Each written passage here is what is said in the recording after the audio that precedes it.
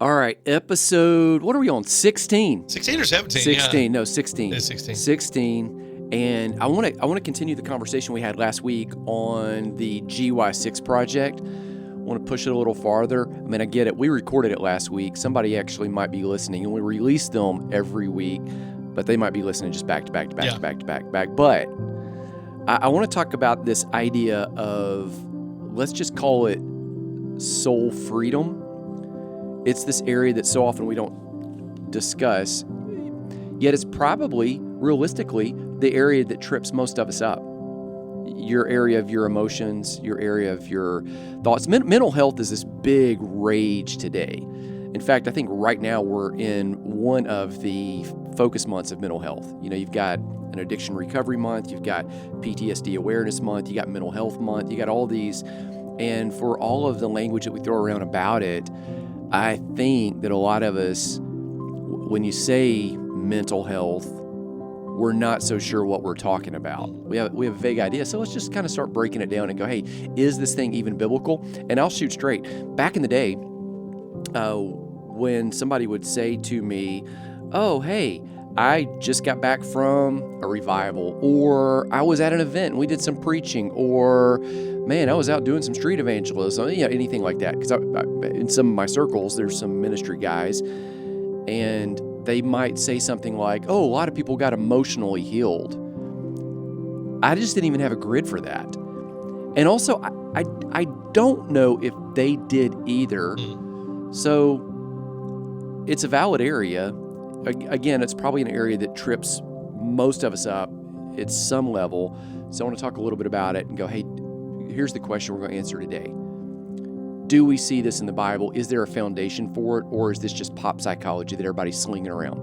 So let's answer that question, and then we can just build on it over the next few episodes, because this whole GY6 project's one that we're really leaning into right now. Does that make sense? Absolutely. All right, so Bible lesson. Let's go way back to the book of Exodus. There is this phrase that I want to pick up. It is called, I learned it in seminary. I was in Baylor years ago. Man, that's been like, that's like 1900s years ago.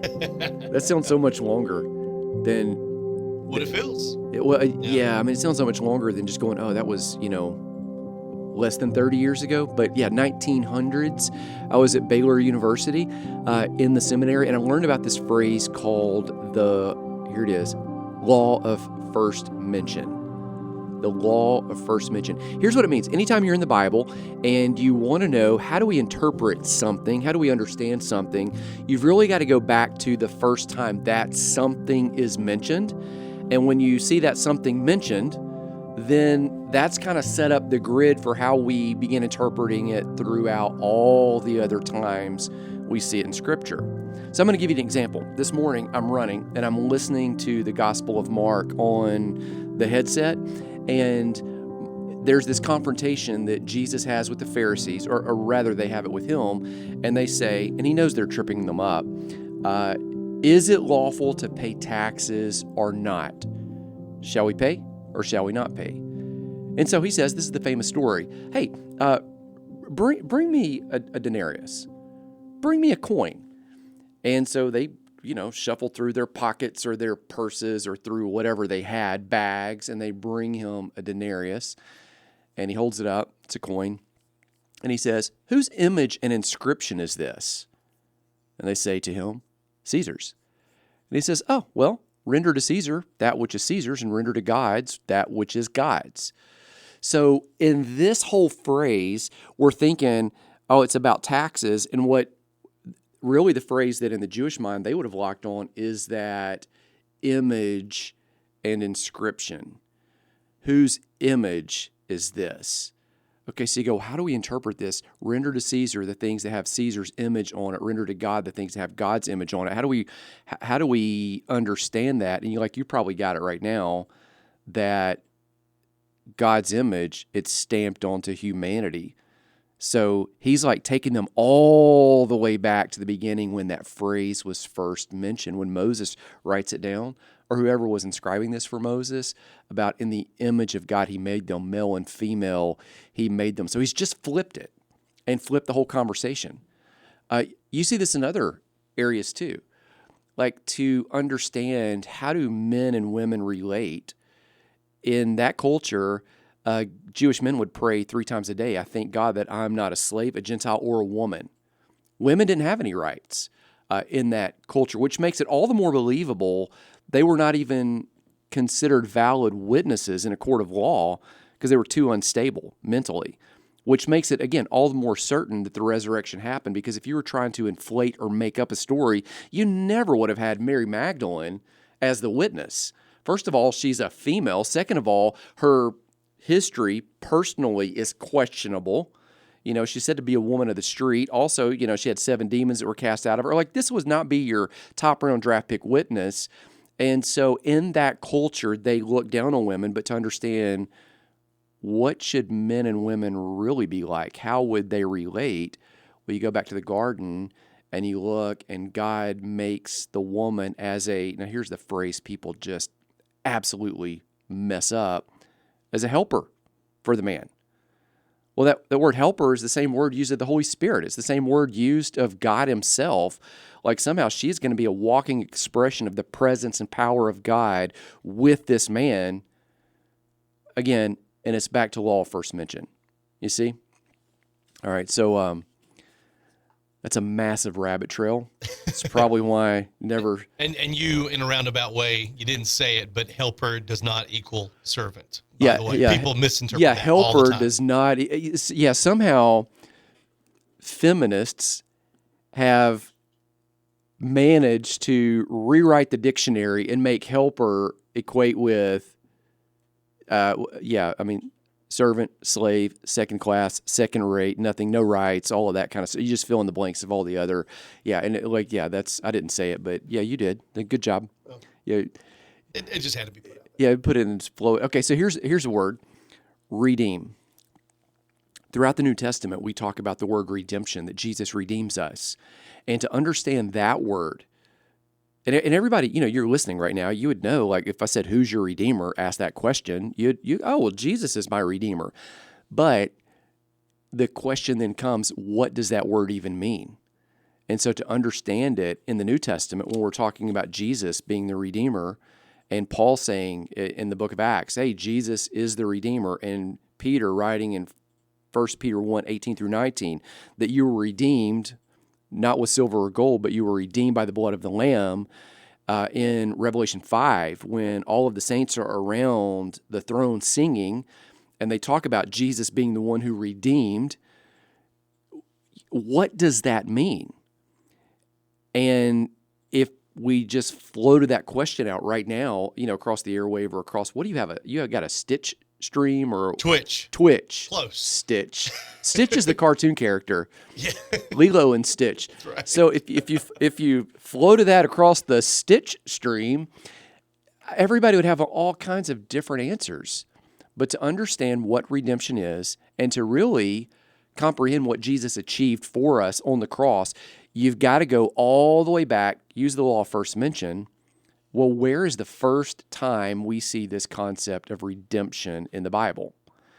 So you go all the way back. First time you see it, it's in the book of Exodus. It lands at about Exodus 6:6, where God is talking to Moses. Now, this is the whole burning bush scenario, like from there forward. And God says, I will redeem my people. Now, what's he talking about? What's Moses going to do? You know this story. Moses is going to go to Pharaoh and say, let my people go. What's he going to let them go from? They're slaves. So the first time we see the word redeem mentioned, it is when God is talking about, I'm going to free these people from slavery. I'm going to set them loose from this thing that has shackled them. And then the second time, here's what's interesting. He says that one it's like a future tense, right? So I will redeem, and I get it. We're transliterating from Hebrew into English. The second time he says it, it's in Exodus 15:13. What's happened then is we've just had the Passover. Pharaoh has said, because he lost his son, the firstborn of all the cattle, oxen, sheep, presumably every other thing, everybody's firstborn house cat if they had them. Gone. Dog, gone. Sons, gone. Unless they had the blood of the lamb, Pharaoh lets the people go. And they head towards the Red Sea. He changes his mind. They're blocked in by the Red Sea. Moses raises the staff. It's a much longer story. They walk through on dry land, and then as soon as they pass through, he lowers the staff. The water collapses on Pharaoh and the army, and he wipes out, obliterates a dynasty in just one swoop. And then Miriam, Moses' older sister, is on the other side of the sea, and there's all kinds of debate. Does she sing it, and is it a song of Miriam? She was a prophetess. Or does she just say it? But the general consensus by most Bible scholars is that she's kind of looking out over the crowd. She would have been close to Moses, physically, like right there. She looks out over the crowd and says, these are the people she's worshiping whom you have redeemed. So you just put it all together. In the New Testament, we're hearing, reading, seeing that Jesus is our Redeemer. We're not sure what it means. We kind of fill in the blanks on it. And then we look back, law first mentioned. What does it say? It says, I will redeem, you have redeemed. The only event between those two occurrences, a future tense and a past tense, freedom from slavery. So when Jesus comes along and he's our Redeemer, he's freeing us from slavery. He's freeing us from being in bondage, from being shackled. He's freeing us. And I know a lot of people go, well, I've never been a slave, or I've never been held down, or I've never been restrained. Okay, so let's unpack it a little bit. Let's just kind of keep dialoguing about it and see if it starts making sense. And again, we're kind of, remember, linking this back to previous episode with the GY6 project. So Peter says this, 1 Peter 1:18 through 19. He says, you were not redeemed with perishable things such as silver or gold. We just referenced that verse a moment ago. But you were redeemed by the blood of the Lamb. Paul, in Acts 20, verse 22, he's saying farewell to the leaders at the church of Ephesus. He doesn't know if he's ever going to see them again because he's getting older. He's making some mission journeys, and they start praying, and he talks about the certainty of the redemption that has happened based on the blood of Jesus. Now think about what those two guys have just said, because if I ask you the question and said, all right, when and where and how did Jesus redeem you? The Bible answer, I don't even say the Bible answer.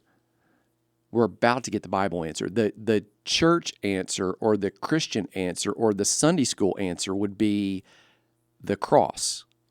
Jesus did it at the cross. But notice what these guys just said. You were redeemed. They don't say at the cross. They say you were redeemed by the blood. Now, it's easy just to assume, because that's when Jesus shed his blood, that they're talking about only the cross.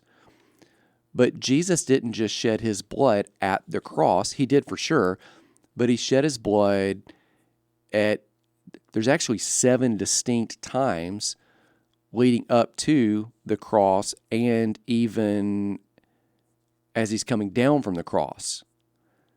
7 different, and my guess is, and this is strictly my guess, but I think it's a really good guess, that redemption, that freedom happened in some sense at every place he bled. So there's more layers going on here than what we would just think. Or to say it another way, you could just term it like this. Jesus has been far more successful at redeeming you, and it's far more grand than we typically think. That's how I would maybe summarize it. So think with me for a second, all of the places that Jesus actually bled. Because if we're redeemed by the blood, not just redeemed at the cross, redeemed by the blood, where did he bleed? Okay, so place number 1. place number one he bled was, do you remember when he went into the Garden of Gethsemane?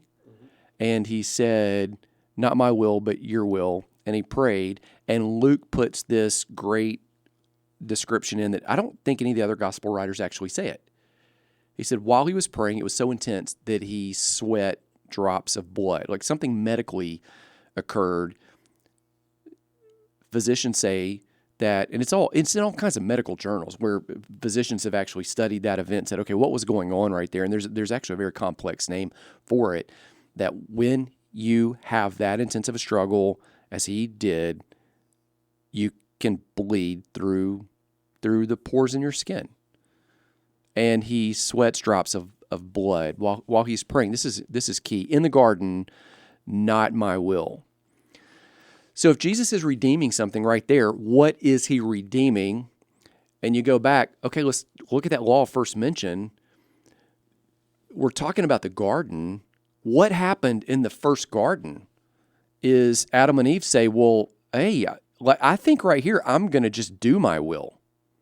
And I'm going to interpose in, and everybody I think knows that struggle. So you're listening right now and you probably know that struggle. You could probably think of, man, I did not want to say that thing, and then I said it. And it was like the words were leaving my mouth. I was like, oh.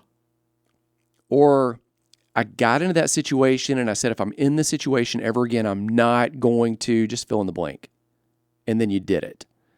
Or, I mean, Paul even writes in Romans 7, the good that I want to do, I don't do. And the bad that I do not want to do, that's what I end up doing.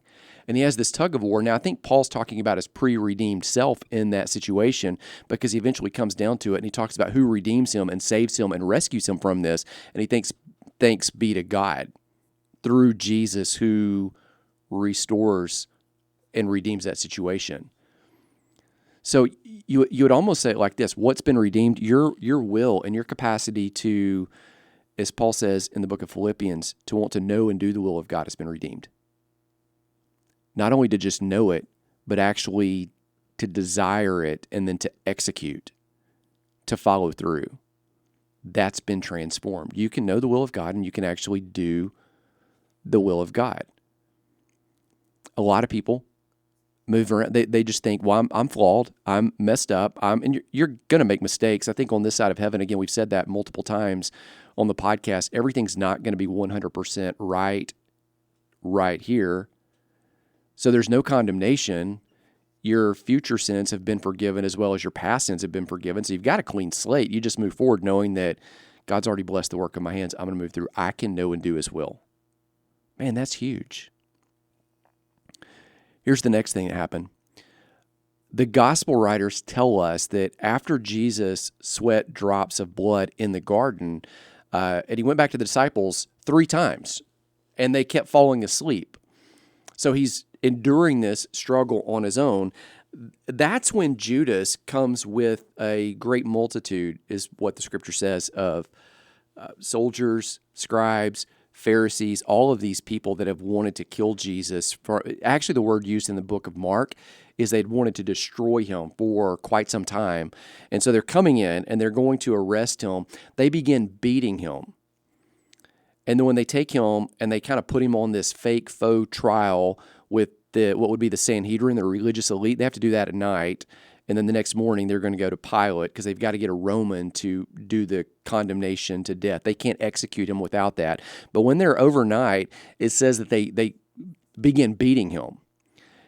Isaiah prophesied that they would beat him so much that you would not even be able to tell not only who the man was, but you would not even be able to tell that it was a human. That's all in the book of Isaiah. Now, in that moment, he was bruised. Isaiah says he was wounded for our transgressions. He was bruised for our iniquities. Wound, bruise. 2 different words that Isaiah actually uses there in the Hebrew. Everybody knows that verse. I think they're really important because a wound is kind of this open, visible sore that you can see. It's like oozing blood or gushing blood. And that would have happened when they tore his back. We'll get to that in a moment. But this bruise, man, your kids are in sports. And so I bet your kids get bruised all the time. Oh, yeah. I mean, like, I bet you see, like, you're going to see this. You going to practice today? Or y'all got game? Johnny lives with bruises on he's a middle linebacker. Yeah, so his arms and legs he's are just bruised one constantly. consistent bruise. Absolutely. All right, so a bruise is this. It's where blood vessels have burst beneath the skin. So what's happening when you have a bruise is it's visible from the outside, but it is internal bleeding. So if that's the case, what is Jesus redeeming in that moment? It's not physical healing. Because in a moment, they're going to be very intentional. There's something going on with what's inside of us. And I really think this one strikes at that emotional clutter of everything that's going on. It's the junk that we carry. It's the stuff that we hide. It's the guilt. It's the shame. And here's the reality. You can be carrying that stuff around and think that nobody sees it, but it is just like a physical bruise. Johnny comes in from the football field. That sounds like a rock song or something. Johnny comes in from the football field and he's got a bruise. It's visible to everybody else. Now, it's only really kind of affecting him, but if you don't heal the bruise, over time, it becomes, as I imagine during football season, the bruises, you just said it, they become part of his identity. If you don't heal the stuff that's going on inside of you based on stuff that's happened in the past, at some point that can become part of your identity. Anytime that sin occurs, whether you do it, whether somebody else does it against you and you're the victim, whether it's, most stuff's a mix of both. It's like where it's, and I get it, sometimes people are just the victim, so I don't want to minimize that. In a lot of life situations, it's just kind of tough to tell who was the offender, who was the offendee. It's like, man, that like it can become part of your identity. You start living out of these unhealed hurts. You see it? You think about all the other bruises Jesus had. Hebrews tells us that we have a high priest who's able to sympathize with our weaknesses. He was tempted, tried, tested in every way we are, was out without sin. He endures things like friends abandoning him in the garden right then at his point of greatest needs. He endures things like, one of the 12, Judas betrayed him. He endures things like, Mark 3 says his family came to get him when he started preaching and teaching, and they actually thought he was out of his mind. They went to get him because they believed crazy. Like psych ward mental issue. That's what they thought. His identity was consistently questioned. Many of us live in a day where people consistently ask our motivation, our intention. Think about people questioning him. Many believing he's a dead man, come back to life, like he is a prophet, come back, he's Elijah, or he's one of the prophets that came back to life. Others consistently calling him, you look this up in John chapter 8, some translations will actually say it, they called him a bastard. They thought he was a half-breed of a Samaritan and a soldier. This is just straight there in the text. So you read through and you look at all of the stuff that he endured, it's the same clutter that goes on inside of us that needs to be healed. It's these bruises, and he bled, I think, to redeem it. Tuckett, we'll come back to it. Third place, he bled. The scripture says that the Sanhedrin met, and then they couldn't kill him. So they had to legally do an execution because Rome was ruling everything. And they took him to Pilate. Pilate is the one who gave the execution order, even though his wife had the dream and taught against it. So Pilate handed him over to what would have been the Roman guard, the Praetorium, and they then scourged his back. Isaiah, he writes that by his stripes we're healed. So this is the classic go-to. I'm not going to spend a lot of time on it because we've already talked about it on a podcast episode earlier. I'll link it down in the show notes about healing. By his stripes we are healed. And what Isaiah is properly talking about is physical healing. This is the verse Baptist people tend to pray, hey, Lord, just be with us and guide us in the hospital, guide the surgeon's hands, your will. I mean, charismatics and Pentecostals, they'll go after it and throw down on that verse. Like hey, I bind the sickness, I loose it, I bring it back because by your stripes we're healed. That's where they get it. And it's valid. Next place he bled. We read this also occurred. This is, by the way, Matthew 27:29, Mark 15:16. It says that those Roman guards mocked him and put a crown of thorns. And these would not be like these little, to quote the great poets of the 1990s, every rose has its thorn. Guns and Roses. This would not be like those little rose thorns. These are like Middle Eastern, 3-inch to 5-inch spike thorns. They made him a crown of those 3 to 5-inch spike thorns and put it not onto his head, shoved it into his head. And the thorns create on his brow another place of bleeding. You think, well, what is he redeeming there? So, law first mentioned. Let's go all the way back. And do you remember the Garden of Eden, where Adam and Eve lay down their will? That's been redeemed, by the way. And one of the curses of the fall is that now they're still going to work and they're still going to tend the garden, but instead of creation kind of working with them, the ground is going to fight against them. And one of the curses of the fall is thorns. And so what's going on right here with this redemption? I really think that it's your work has been redeemed, that you have this capacity to step into this lane where somehow it's moving with you instead of against you. Once you figure out what God has you on this planet to do, man, that's really good. After that, they take him to the cross. And this is where we usually think of it. They pierce his hands, they pierce his feet. That's kind of classically it, where we think of Jesus bleeding.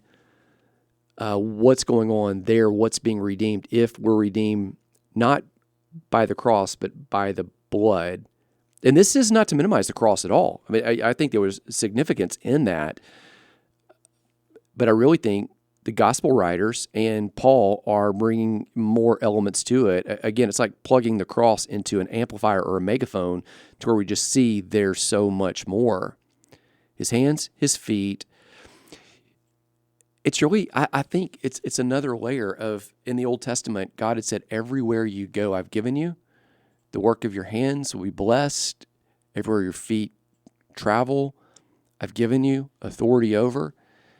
And I really believe, and we'll come back to this one and do a whole episode on this at some point in the future, that this kind of locks into everywhere you go, everything you touch, not cursed, but blessed. So if you're just putting this in practical terms, if the presence and power of God go with you everywhere, I mean, like that means, okay, so I don't know what the person that's listening, while you're driving or, you're exercising, or maybe you listen to them while you just drifted off to sleep.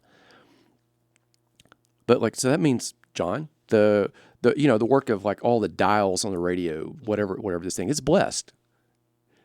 I mean, I know like that doesn't even make sense, but if you look in the Bible, you see all this blessing on stuff because of the people who are dealing with this stuff.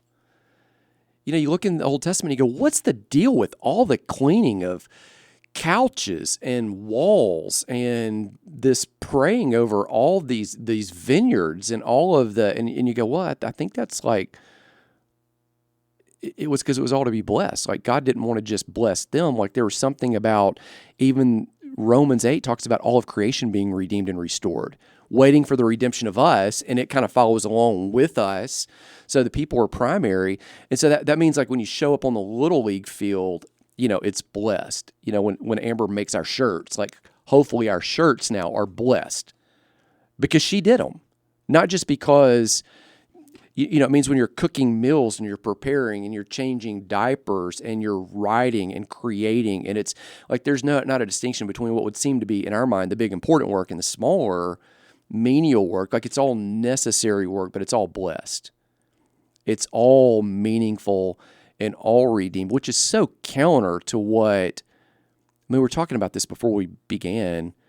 Like our culture has just, you see it lately, so radically changed, where the guys who are leading and coaching football teams, and this can change on a dime. Like they can be your hero like at the beginning of the season.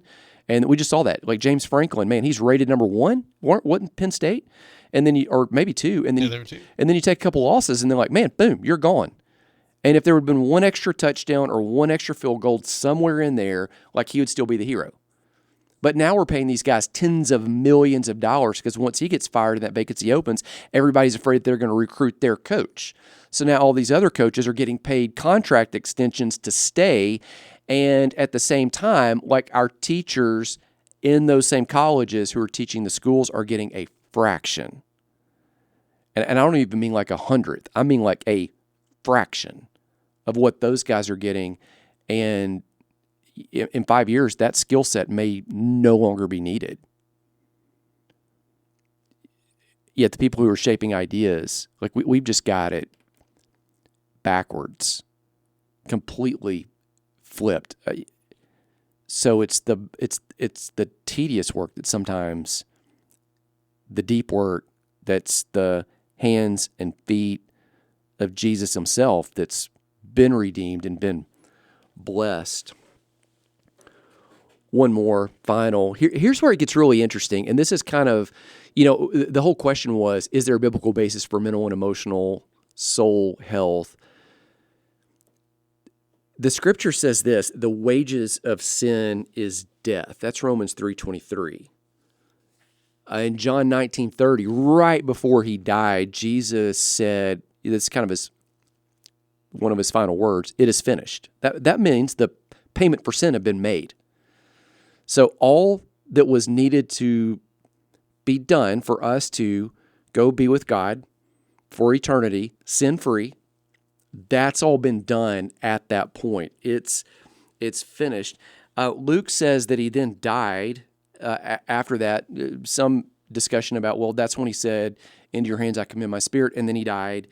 And then the veil of the temple was torn in two from top to bottom, showing there's access. God had torn that access to come down to us.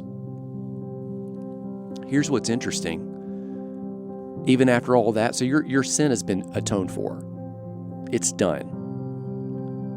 I'm over time, aren't I?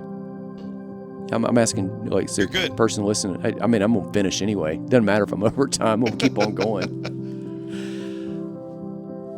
All that's needed to happen in order for you to step into heaven is done. But then this interesting thing occurs. In order to check and make sure and verify that Jesus is dead, because they're about to pull him down from the cross, one of the soldiers, and this is a detail that only John provides, John 19:31-34, he goes, presumably with permission, he gets a spear out and shoves it up. You could kind of touch your right side, just above your waist, underneath your rib cage. If you shoved a spear up there vertically, kind of at an angle, it could go up and puncture your heart. And so that's what they did, because that was going to verify he was dead. And when they punctured his heart, out comes blood and water, which John writes is an important detail later on, that the blood and the water testify to something. He writes that in his letter. And we all kind of debate, well, what is that? I mean, we just get confused about it. Here's what I want you to see. Even after Jesus died, even after he paid for your sin, my sin, everybody else's sin, he's still doing this work of redemption. And he goes, so what's the deal with the bleeding heart? And is it not that at the beginning of the gospel, Luke chapter 4:18, like when his first declaration was he came to heal the brokenhearted.